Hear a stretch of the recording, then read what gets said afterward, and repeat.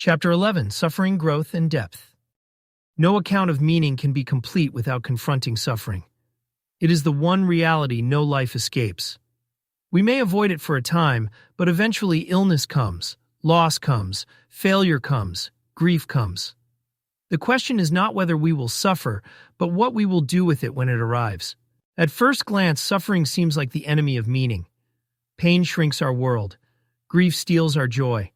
Hardship makes us ask whether life is worth the struggle.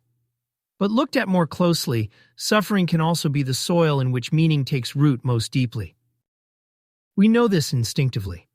The stories that move us are not tales of ease but of endurance. The people we admire are not those who avoided hardship, but those who faced it with dignity, courage, and love.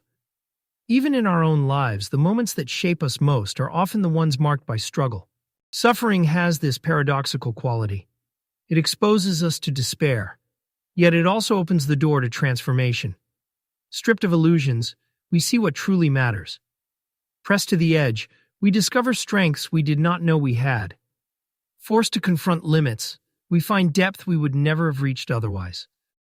This is not to glorify pain. Suffering is real and sometimes overwhelming.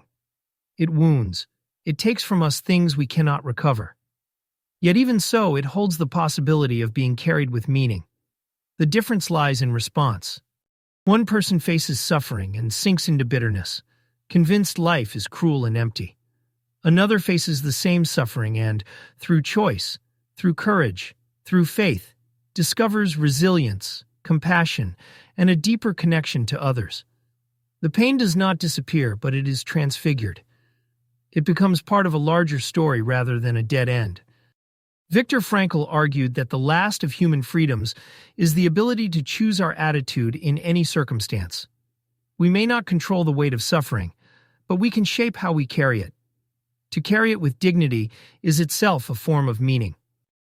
Suffering also binds us to one another. It strips away pretense and reminds us of our shared vulnerability. In sorrow, we discover the gift of compassion, the ability to see another's pain as our own. Out of hardship grows solidarity, kindness, and love. If pleasure makes life sweet, it is suffering that makes life deep. Meaning does not lie in avoiding pain, but in weaving it into the fabric of growth. Our wounds, if faced with courage, can become the places where light enters, where empathy is born, where depth is cultivated. The choice is not whether we suffer. It is whether suffering will hollow us out or enlarge us. Meaning is found when we allow it to deepen us.